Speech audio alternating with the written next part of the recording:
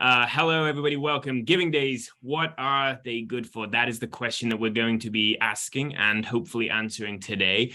From BWF, this is the next gen annual giving series. We're continuing today with a topic that's very important, very close to my heart. Giving Tuesday is just around the corner, so this is very timely today.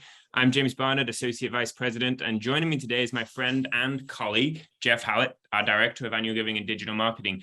Jeff, thanks for being here. Last time you did a BWF webinar, you were an expert witness on one of our panelists.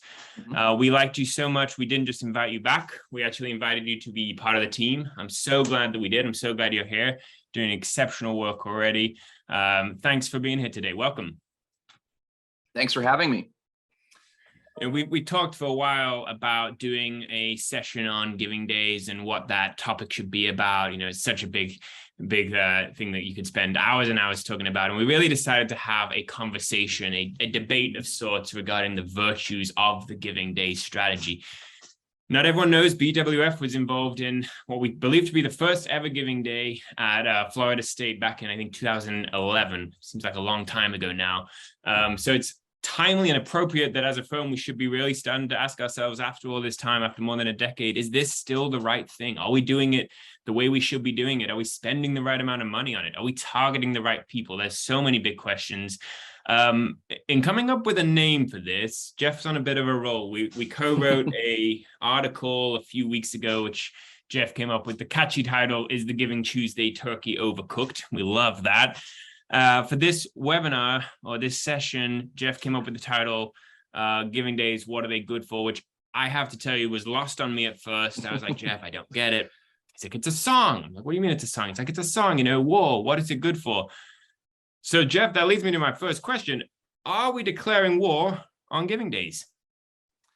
Well, first, thanks for having me again. I am really excited to be part of the BWF team and working with you on projects like this. No, we're definitely not declaring war on giving days. What I think that we're saying or trying to say is that every institution, to your point, goes through a process where they say to themselves and they wonder, what are we doing here? We're bending over backwards. We're dedicating valuable staff time. We're spending limited resources, especially these days, in search of whatever, higher donor numbers, a larger dollar figure.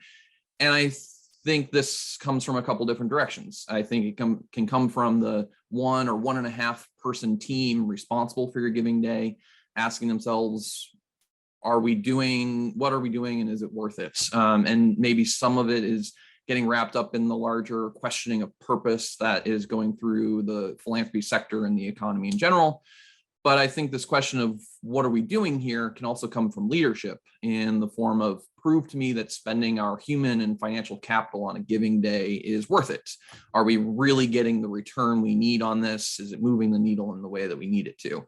And so, like you said, institutions have been doing giving days for a long time now. And for many of them, it's become systematized. It's wash, rinse, repeat, and there isn't an obvious answer to whether the giving day is contributing to the goals that they have set for themselves. Yeah. So, we're not declaring war on giving days. That's a great start. I think this is about questioning everything, the same way we should question our other strategies in annual giving and fundraising and giving days. They're increasingly just becoming part of what we do, and it's an appropriate time to ask ourselves if they're really meeting the need. Like we said at the beginning, let us know in the chat where you are tuning in from today, and then put your questions in the Q&A section. We're going to try to sort of respond to these as we go. We do have a rough content plan, so we may hold off on some and knowing that we're going to address them later on, but we will try to get to these along the way.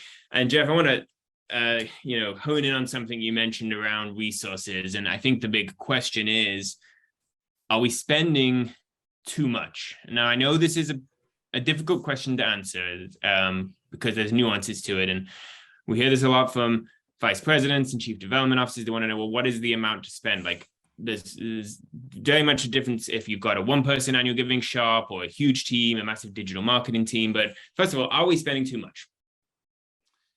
So I think for me, I come down on both sides of this issue, which is clearly meaning that I'm taking the stereotype of a consultant very well. On the one hand, no, definitely not. There's certainly a broad state. That's certainly a broad statement and doesn't apply to every organization, to your point.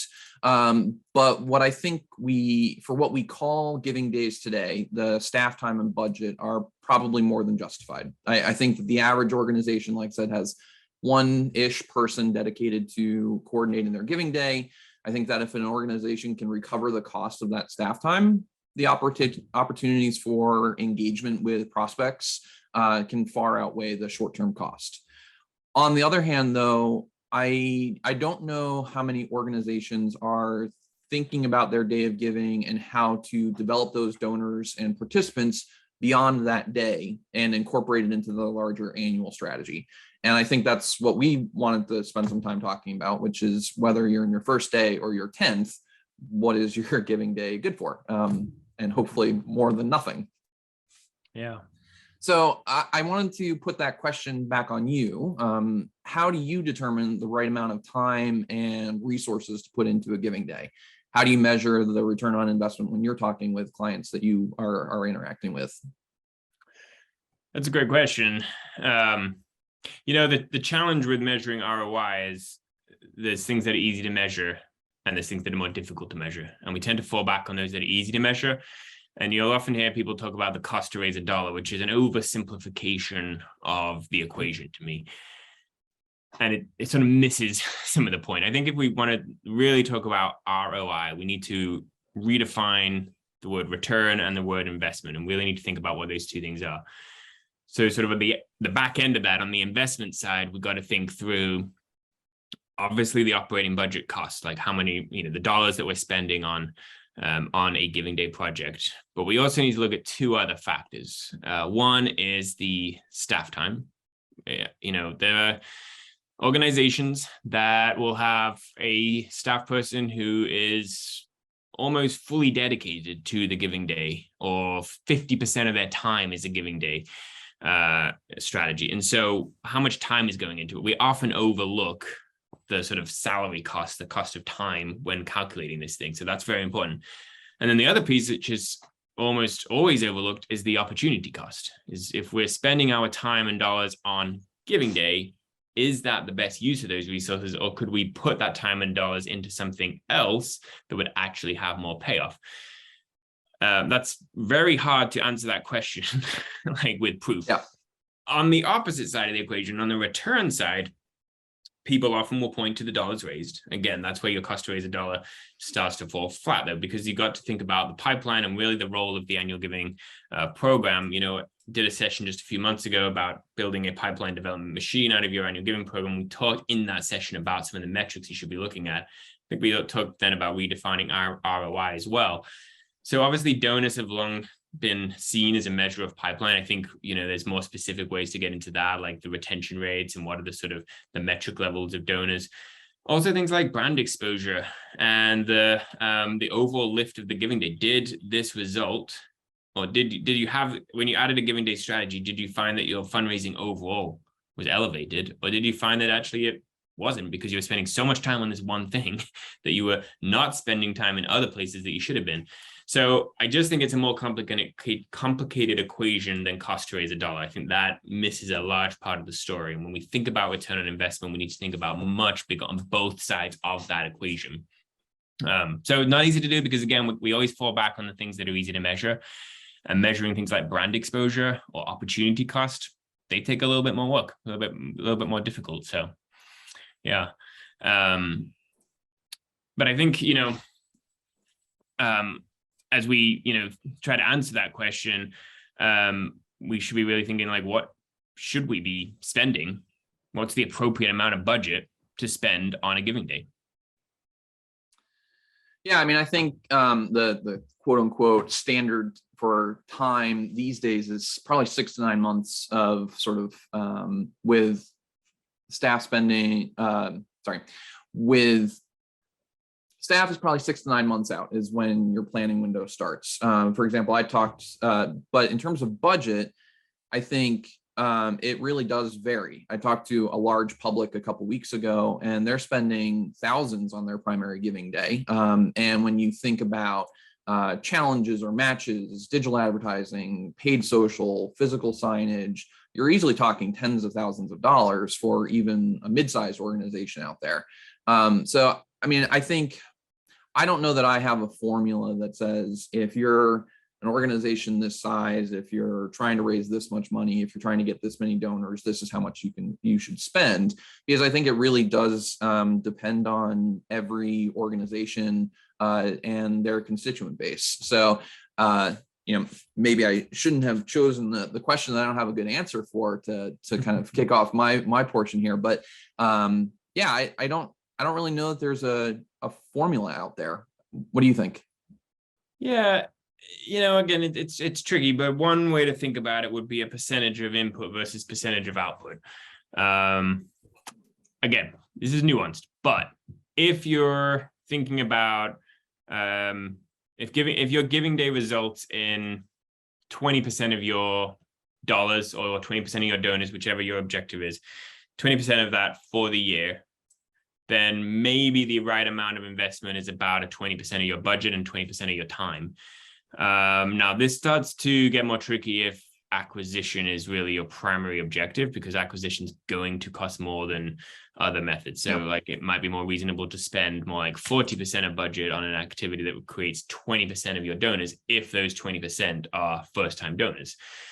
I think that the thing is that we can get carried away in the excitement of giving day, and you get a lot of exposure. And I know we're going to talk about later on, like the benefits of the giving day. But when you think about that excitement and what that can do, is I have seen it where it becomes a little bit like, oh, just, to spend a little bit more money, do this, add this. And we're not really being critical about where we're spending those dollars. And again, every dollar you spend on, a billboard is a dollar you can't spend on something else. And so I think we just have to be a little bit critical, and using that percentages rule, not necessarily as a hard and fast, like this is the percent of your budget you should spend, but to weigh and to compare, percentage of input versus percentage of output is probably a way to get an idea of if you're on the right track or if you possibly are doing it. If you're spending 50% of your time on giving day and it's resulting in 10 to 20% of your donors for the year, I think you really need to question if that's the right strategy, probably. I think before we go on, let's just acknowledge a few people in the chat. We've got some great questions coming in. We're going to get to at least some of these. Question about any advice on introducing the gift of stocks as part of your giving day. I'm going to sort of think on that as we go and address that. And then other questions, if we've seen organizations blend giving days as part of a kickoff for an employee fundraising campaign. That question from Liz at Henry Ford Health, who I was just speaking with this morning. Hi, Liz. How are you doing? So yes, have absolutely seen giving days become a key part of the faculty and staff strategy. Using it as a kickoff to a campaign, I think, can be a very effective thing. I think a lot of organizations will use Giving Tuesday as a sort of kickoff to their their calendar year-end campaign. Doing something like that for a faculty staff campaign could work really well. I remember being asked the question some years ago now by Peter Langren, the president of the UC University of Cincinnati Foundation, who was my boss at the time. We did a giving day, and he said, well, could we take our faculty staff campaign, which was a pretty big campaign at Cincinnati, had about a 50% participation among our faculty and staff. And he said, well, could we just do a giving day for the faculty and staff campaign and not have to do this sort of months-long campaign? And I was quite stumped by the question, actually. And I've thought about it a lot since then. I think you could, but it's going to be a lot of work. Would you get to the same effect? I don't know. I'm not sure I would try to condense everything, but I do think giving days can create a great kind of bookend to a campaign, especially that sort of launch piece. And then the last question we have at the moment is about doing Giving Tuesday and multiple giving days. That's on our agenda for today. So we are absolutely going to dig into that and keep those questions coming. We'll try to answer them as we go along, and welcome to everyone who's joining us today. I'll hand it back to you, Jeff. Yeah. So I think I wanted to sort of zoom out and back up a little bit because we jumped right in and started talking about numbers and budgets and that kind of thing. And talk a little bit about why we even need a giving day. So going back to your answer to the question of ROI, could we generate that ROI some other way? What's special about giving days? And maybe you just sort of touched on it a little bit there with your story about giving days being a bookend, but what is special about giving days? Why do we need them? Well, I think this is a great sort of ask the audience question as well. So I'd love to hear from people in the chat. What is so special about Giving Day? And I think, what does Giving Day allow you to do that you're not able to do necessarily in other parts of the year? I often think about an anecdote I heard once from a vice president somewhere who was talking about, if you give $100 on a Giving Day, you may have a better stewardship experience than someone giving $10,000 any other day, because we go to all these great lengths to wonderful outreach following a Giving Day. And there's one side of that is oh, how fantastic, this $100 donor gets this excellent stewardship journey. But then I guess the other side of that is well, why aren't we doing that every day? Why can't we replicate that more? And are we hurting ourselves by giving a $10,000 sort of experience, if you like, to a lower level donor? I don't think that's the case, but it's worth thinking through. To me, what's so special is, for one thing, in annual giving, in higher education, in healthcare, many nonprofits as well, the manufactured sense of urgency. That's, some organizations have that built in and many organizations do not. And having that kind of, this is the day, this is the deadline, we know that helps people sort of take action and make their donation. And so being able to use Giving Day as the urgency factor is a good thing. I think you can generate excitement that's really hard to generate at other times of year. I remember just thinking people are excited about annual giving, I'll take that any day of the week, because normally that's not something that we experience as professionals. There's also the brand awareness, more exposure. I think if you do it really well, you can create a sense of community, sort of collective action, of a sort of example of what we can achieve together as a group of donors and less in the individual sense. The other thing I think about is that it's the opportunity to highlight a program or an area of work that just isn't going to get that attention every single day. And I know in higher ed, you see that a lot through the sort of annual fund, and in healthcare, we often see Giving Days used for generate funds for things like employee care funds, which, not what we're asking people to do every single day. This is a little less common in other nonprofits, but there's still an opportunity to highlight the areas of your work that really aren't getting that attention all the time. I think, Cameron Hall at University of South Carolina, he's saying that at a previous employer, Giving Days were a huge driver of retention. And I know that's something we're going to talk about later on as well. Is is this really about acquisition, or is it really a great retention tool? Great question, or great observation. We're also hearing that the momentum and the urgency is a big factor for people. Aaron at South Dakota State University says it's our best appeal in acquiring new donors and retaining them. So I think, again, that's something we'll dig into. One Day for State is also causing almost as much excitement and engagement in the community as Homecoming Week. So that's huge, right? I mean, that amount of excitement about essentially us asking people to give money, that's huge. That's almost price. Doesn't mean you shouldn't question the budget investment, but that's really exciting to hear. All right, sorry, back to you. No, that's okay. And I think you are starting to see organizations try to take the magic that works on your Giving Day and replicate it on other days. Do you think that can be worthwhile or sustainable? From my perspective, I'm not so sure. At some points, your staff has to breathe, right? If every day is a Giving Day, no day is. I think there's a quote out there: if everything is important, then nothing is. What do you think about sort of trying to replicate your Giving Day magic on multiple days? Yeah, well, I think there's two sides to this, right? So we should talk about staff burnout. Probably at some other time, because this is worthy of more than a throwaway comment here. This is worthy of its own discussion, its own voice. But staff burnout's a real thing. And if we want to think about the sort of long-term negative impact of pushing people too hard over and over again, that's not going to end up well, more than likely, for your team. And I do think there's a risk on some level that Giving Days, they can be a lot of work and you're pushing staff to their max. And if you do that over and over again, if you decide, well, we're going to do this every single month, that might be pushing people a little bit too hard. On the other side, you've got the issue of donor burnout. We've talked about donor fatigue for years in annual giving. But if you have Giving Tuesday in the spring, and then you do Giving Tuesday in the fall, and then a few months later you do another Giving Day. And I know there's a lot of great conversation out there about if we should have 2, 3, or 4 Giving Days. At some point, do your donors just kind of become skeptical of the whole thing, and they're like, well, hold on, you just did Giving Day, like that was what the day was, and now you're saying it's Giving Day again. And I think they're used to us asking them to give over and over again. That's what we've always done, right? We've just sort of continually been making our ask. But I do think if we keep trying to manufacture the sense of urgency, which is essentially a house of cards, right? There is no real urgency there. We're just saying there is. And if we do that over and over again, I do think that donor skepticism might become a little bit more of a troubling issue for us. So we should definitely watch out for that. Because then the other thing that happens is that these things just get bigger and bigger every year. Like it's an expectation, right? That, you're not just going to get 5 to 10% growth.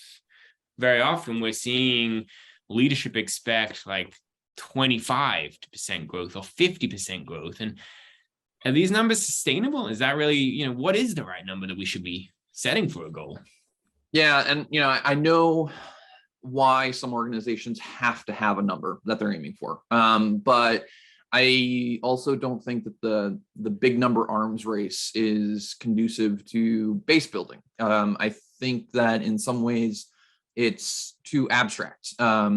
There's I don't remember the psychological term, but there's that sentiment where people relate more to a specific individual than, there's that story of they're more likely to help a single person than millions of people. And I think the same is true with a big number. If you repeatedly have one-day fundraising hauls of tens of millions of dollars, your base level donor, who arguably many annual giving programs are trying to engage, they're going to start to question their role, in my opinion. I think that my preferred way of thinking about goals and to try to get the best of both worlds is to use things like cohort or segment goals or improvement goals or timed challenges. And I know that several of the vendors that our clients and many others are using have features like this built into the technology. So if you have them, I think my recommendation would be to take advantage of them.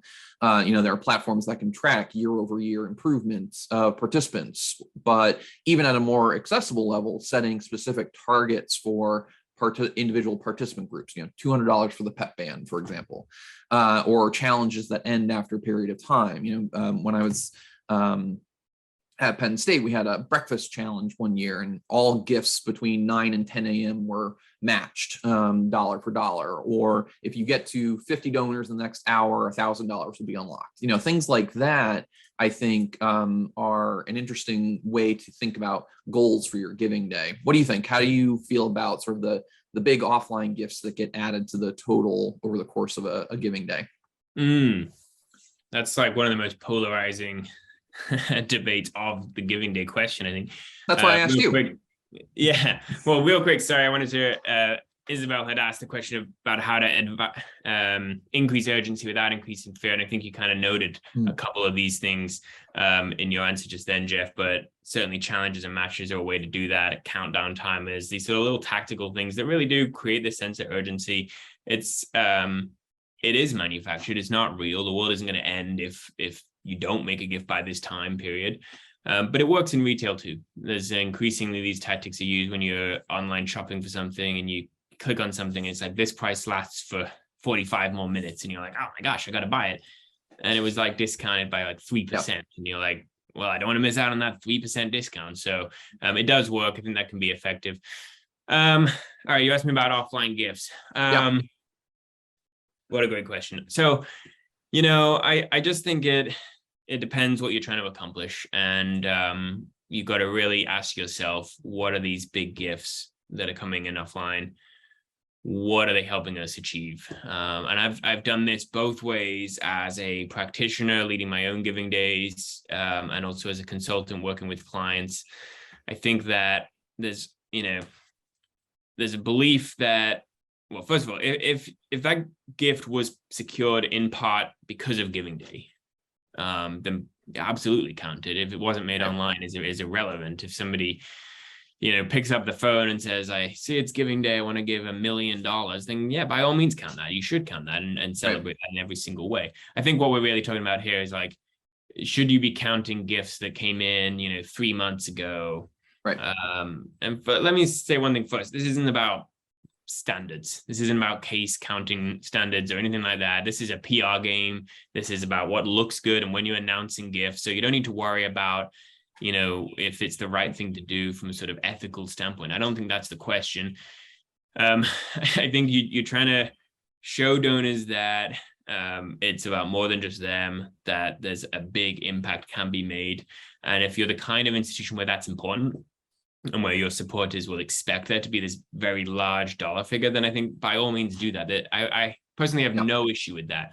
My own preference has sometimes been that there needs to be some sort of tie to Giving Day. I would never have wanted to include a larger gift if the donor wasn't fully aware that it was being counted as part of that Giving Day. If it came down to it and you had to sort of break down the specific list of donors and the amounts, I wouldn't want a donor to be like, well, I didn't give that for Giving Day. I gave that 3 months ago. I'd want her to understand that we were going to include her gift in that way and sign off on that. So I think that's important. I don't think there's a hard and fast rule. I just think don't chase this big number. Chase your goal. If having a big number is part of your strategy because it helps you generate more revenue overall, then by all means go for it. But that's not the case for every kind of organization. It's not always a motivating factor for your donors. You got to really understand who you're appealing to as well. Yeah. So I'm going to switch gears a little bit. I want to talk about volunteers and ambassadors and champions or advocates. Do we need them? Ultimately, the answer is yes. But where I think I come down on this is more that they don't hurt. I think that an ambassador program for your Giving Day can be a huge investment of time and energy with somewhat unpredictable results. And so I think if you're at an institution or an organization that has a strong volunteer program already, then it makes a lot of sense to incorporate that into your Giving Day strategy. But if you don't, I think that there might be maybe other areas where there will be a greater or a better return on the time that you're spending. Clearly, an ambassador or volunteer program can and will help with some of that organic reach of your Giving Day if you mobilize them effectively. I think there are lots of good examples out there. The one that I saw most recently is something that Virginia Tech did, and I know that there are organizations out there that are now trying to figure out how to replicate their program and what they did. I think a great practice or volunteer message, regardless of the size of your ambassador, quote unquote, program, are things like 5 for 5 or U+2 efforts, small actions that volunteers and supporters can take that have an outsized impact. And I think that many organizations, again, whether they successfully mobilize their volunteers or not, struggle with how to keep their volunteers engaged on days that are not a Giving Day. And so, I think that is a question that I think we get asked a lot, which is, why do you think that we can't get our volunteers who help us on Giving Day fundraise for us every other day of the year? What do you think that organizations can do to change that and have effective volunteer programs that start or incorporate Giving Day? Yeah, I think it's going to have to be about balance. If you think about your own life, it sort of has these ebbs and flows of engagement with things, and you get busy with kids and family or work, and then you have some downtime and you're willing to engage in something. But I think people are perhaps busier than ever. I'm not actually sure if that's a fact or if it just feels that way to everyone. But people still want to sort of give their time to organizations they care about, but they're perhaps less likely or less willing to commit to things like year-long engagements or being on a board or committees and things like that. And so, the Giving Day strategy is an example of a micro volunteer opportunity where you can kind of, commit a small amount of time. It's a very easy thing to do. You feel like you're doing some good. Now, theoretically, that could certainly be replicated throughout the year. And I think there are a few examples of that being successfully done. I think, honestly, a lot of organizations could do more of that. We know about places like, Ivy League schools that have these fantastic, rich class agent programs. These are great, but they're not for everybody. And there's huge volunteer networks that other organizations. I think some of the sort of digital first micro opportunities that are successful. One that comes to mind is with Charity Water. There's if you're a member of the Spring, their monthly donor club, you can have that sort of, I think it's a referral link that you have all the time. And if you share that, you can track the results and see if other people have joined the Spring. And then when you log into their portal, it shows your lifetime impact, but it also shows your influenced impact of the donors who have joined the Spring because of you and what their impact has been, which is really exciting for a volunteer. And that's the kind of thing that we're not seeing enough of, I think. It's the same strategy that the places are doing on Giving Day, but they're isolating it just to 1 or 2 times a year. And I think if we could find a way to do that more consistently, there's a huge benefit to that. So Lisa had asked the question in the chat about the effective strategies beyond email, social media, and mail. And so I think we've made a start to answering that through volunteerism and ambassadors. I think we're going to talk about challenges and matches in a little bit of time, and that's another way. That's another great question for the group. So in the audience, would love to hear from you. What are the other effective strategies you've seen for engaging donors on a Giving Day? I also want to draw attention to a couple things, a couple comments. Andreas at University of South Florida noted that Giving Days are a great time to build student philanthropy and educating them now. Love that from a higher education standpoint. I think actually the education piece, like philanthropy education piece, goes beyond higher ed. That can apply to all nonprofits. Again, it's a brand awareness thing. Yeah. And then Sean notes that, I love this comment, creates innovation throughout your fundraising team beyond just the annual giving team. That is fantastic, because I think there's so many examples of where Giving Days have led to other things, like, one strategy leads to another. It brings people together. It's exciting. You're in the same room, you're collaborating on stuff. And so I love that point. Really, really a good one there. Yeah, I think there's, it's not just internal innovation, but it's also external innovation. You hear lots of stories anecdotally about donors who didn't know about something and they found a new passion or their passion, and it again kind of snowballs and builds on that. Yeah. So I like talking about audience. It's probably my favorite thing in all of this work in annual giving. And I think Giving Days are no exception. I want to get your thoughts on acquisition, because I think we've used this idea a lot that, well, Giving Days are our new acquisition strategy. And there's ways we used to do that, and things are changing, evolving. And we've sort of said Giving Days are the answer, the solution. Yeah. Is that true though? Like, are we really bringing new donors into the fold? And is this really about acquisition? I think that we want Giving Days to be about acquisition. I think sometimes we think that because we don't know how to use Giving Days in other ways. I think in my experience, though, there's a huge opportunity to use your Giving Day for renewal and reactivation as well. I remember from my time at Penn State, something like 25% of our donors were new, most of those being friend donors, but another 30% or so had already given in the current year. And so this was a second or even third gift for them. And we had our Giving Day on Giving Tuesday, so not even half a year had transpired at that point, which I think helps prove the point that you can use your Giving Day as more than just acquisition to really deepen a relationship with some of your donors. But we want Giving Days to be a good acquisition tool, because we hope that the noise that we make is finally compelling enough to potential donors and can help bring some new donors into the fold and offset some of the decreases that we see in donors at so many institutions right now. So I guess the answer is yes. It is about acquisition, but I think it's about more than that as well.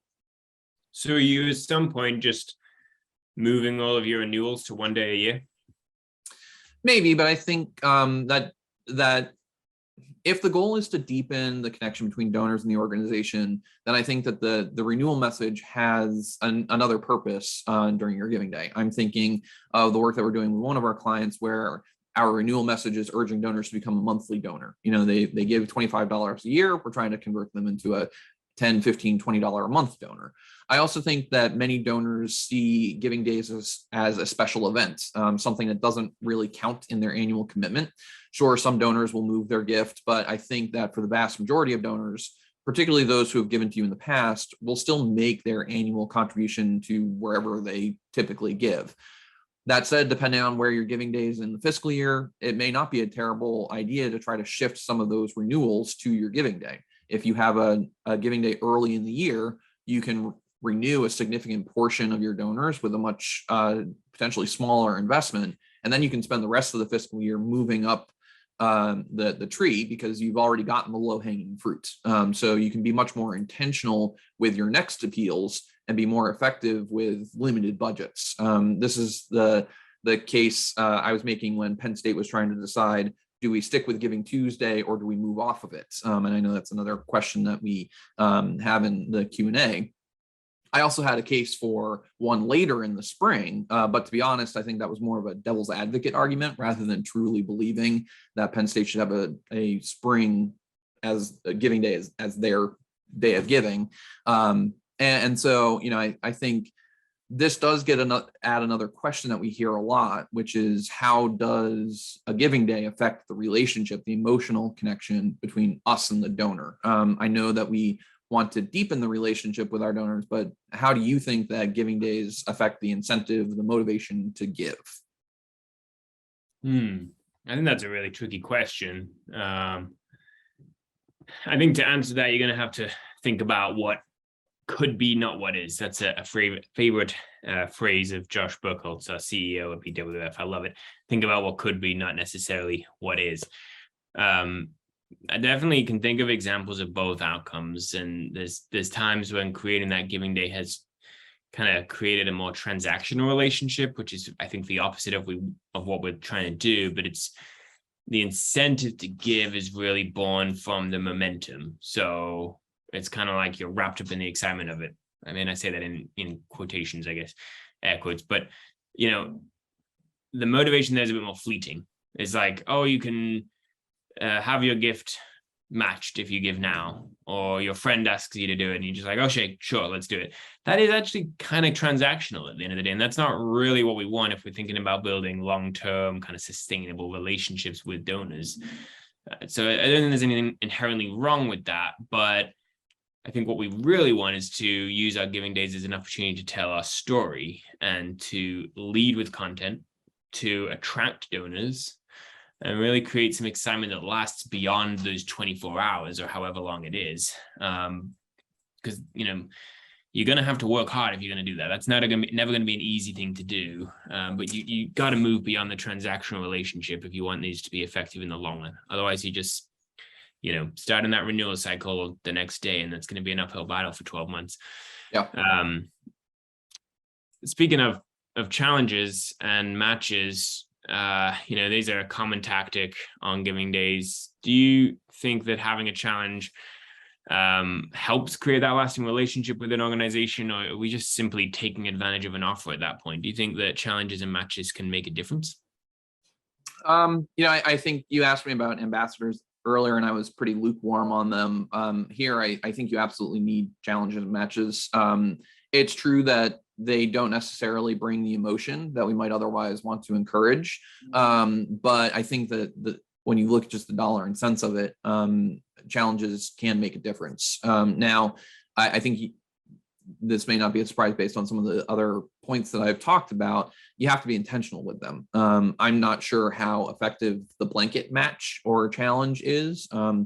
But I think if you're lucky enough to have a general pot of money that you can play around with, I think you may want to have some constraints on that. For example, one year I had two matches. One was a match for all gifts to one of our participant campaigns.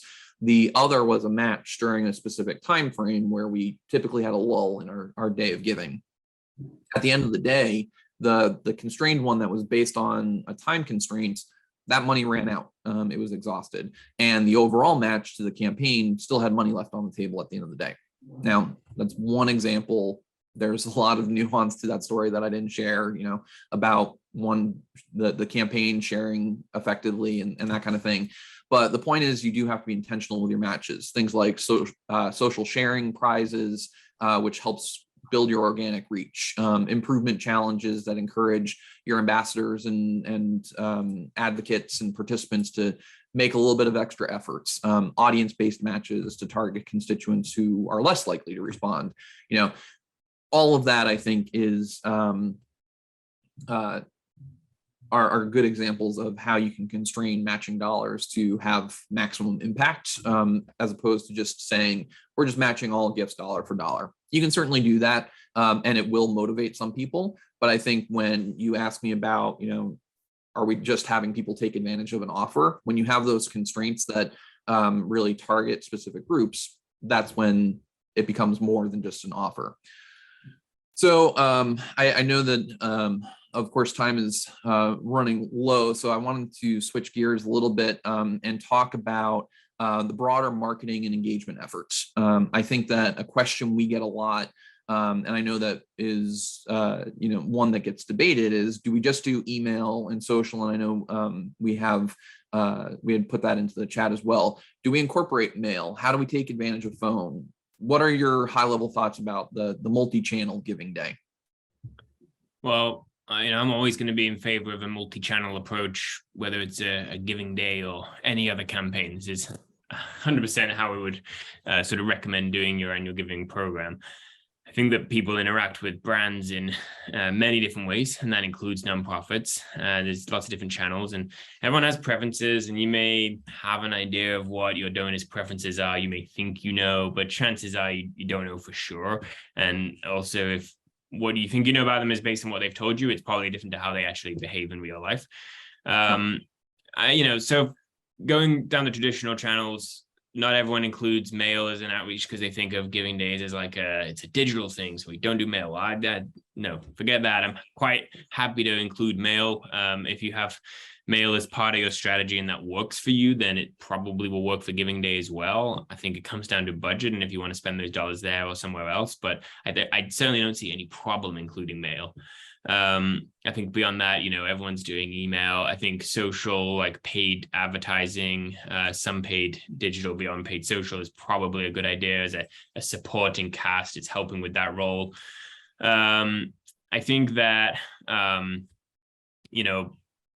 a multi-channel approach is really the only way to do it. I think what's important is creating this journey where you have the sort of content that runs through all of your channels that makes sense, that is connected, it's integrated, and that leads to the website, the giving page, because that's probably the sort of backbone of your giving day sort of experience is some sort of online presence. And I think making sure your content journey runs through there is going to be critically important.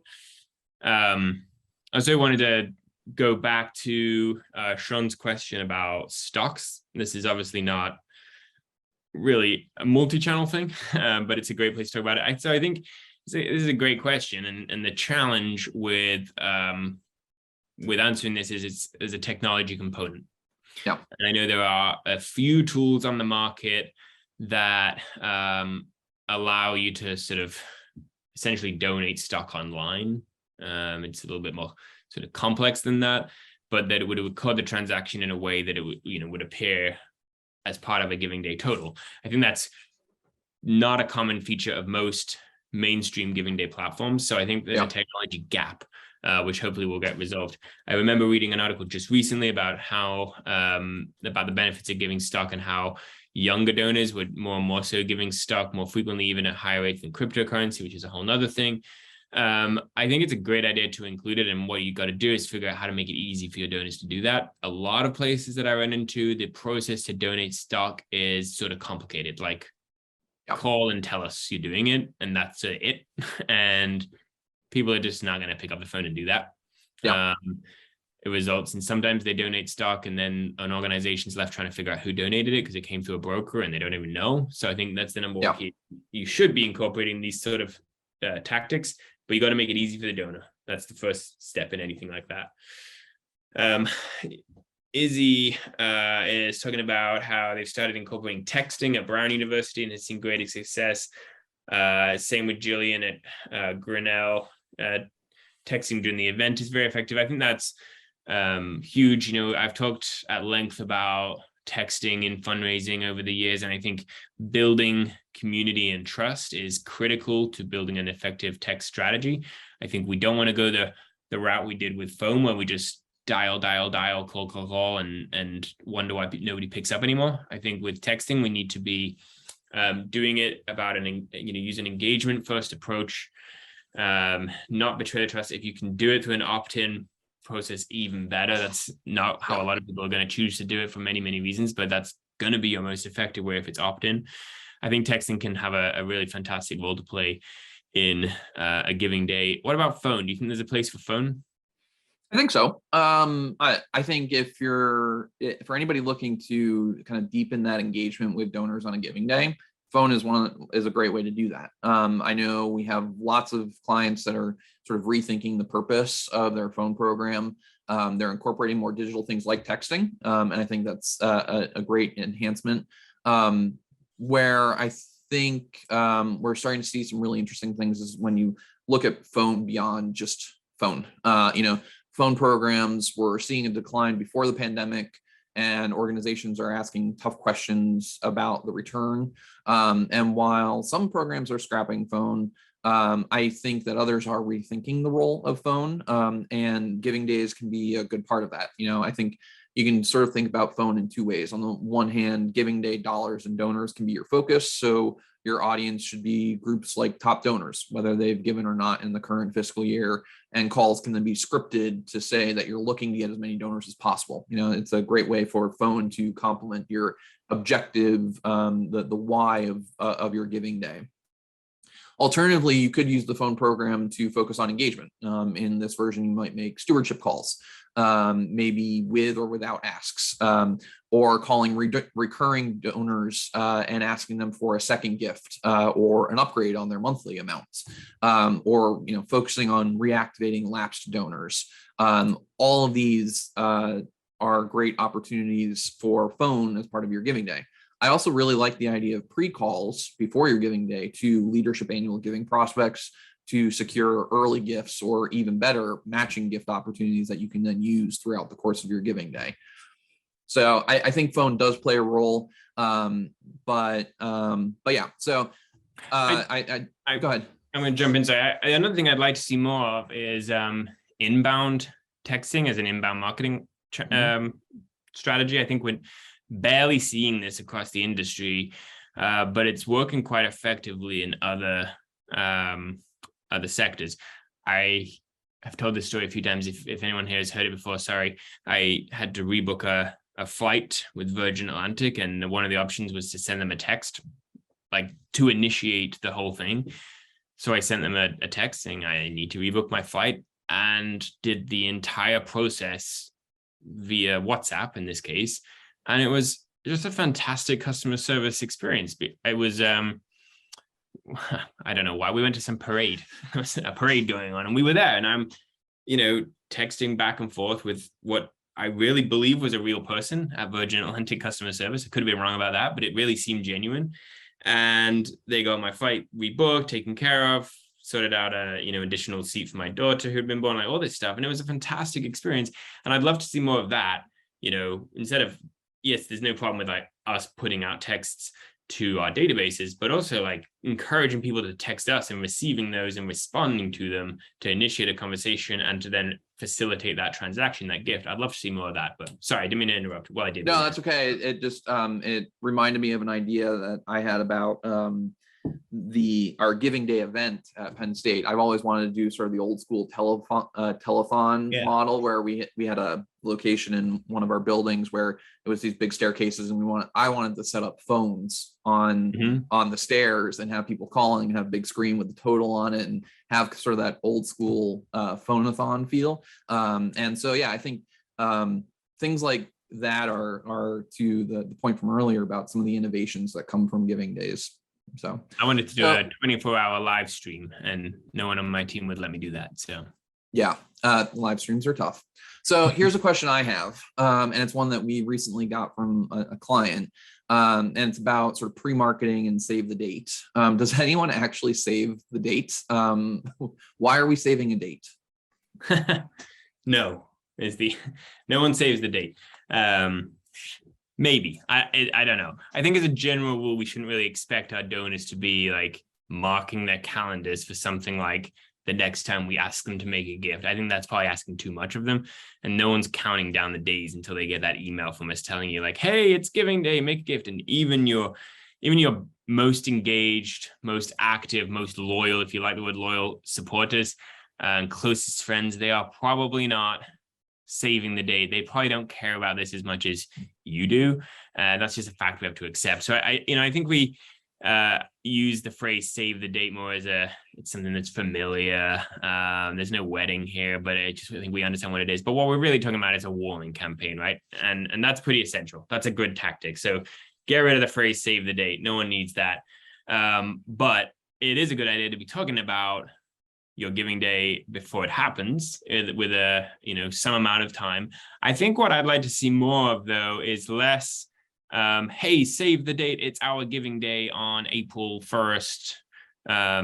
That's very internal. That's very inward focused. That's about us. Like, we're having a giving day and you should care. I don't know why they would care. Make it more about the story. Why are you doing the giving day? Don't, start with your impact-driven communication from the very beginning. Don't wait until after to tell the story of impacting your stewardship. Start with impact and lead with that when you're talking about the thing you're going to do.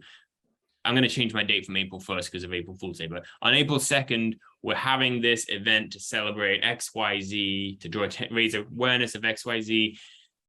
And then, you start with this awareness campaign. You're talking about the problem that you're going to solve, the challenge that you're addressing, the challenge you're tackling.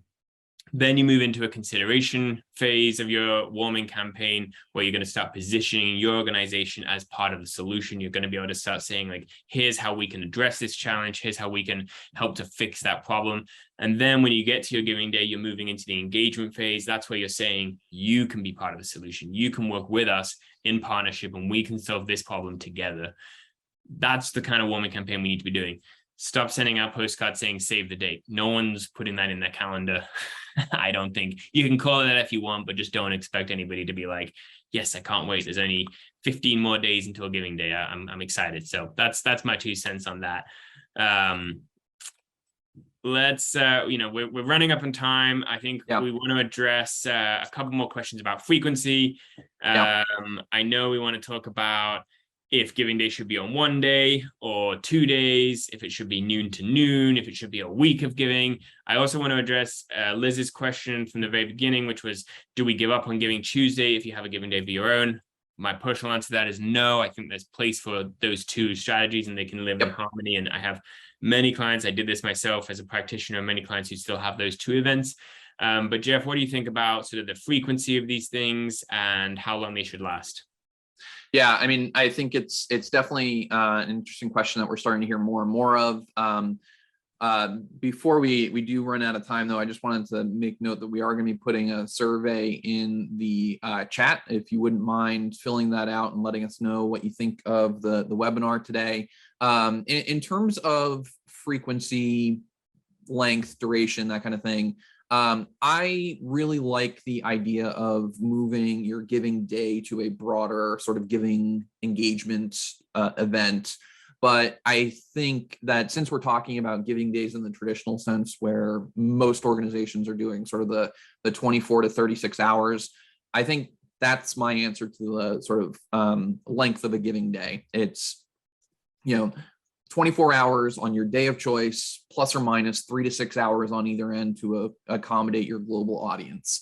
I think if I'm being honest, if you're having a really robust warming effort, like you had mentioned, like is on the screen, it doesn't really matter when you start. I think the big thing for a giving day is having that really defined end date that creates that urgency to get people acting. I think in terms of having more than one giving day, I love the idea of having multiple giving initiatives. I think I would recommend something similar to you, James, about having Giving Tuesday and your giving day, having there is a purpose for both of those. But I also know how difficult it can be to pull those events off. So I think My answer is biased towards my experience in higher ed, but I think if you have large, disparate constituencies, then multiple giving days can be a good idea. It will allow you to focus your message on each of those different themes, and you can perhaps more effectively structure your audiences, your segments, your communications.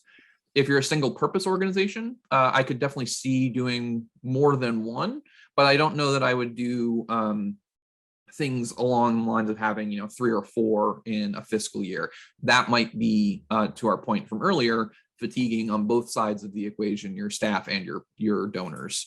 So I think otherwise, you're going to hit a limit if you do more than 2, maybe.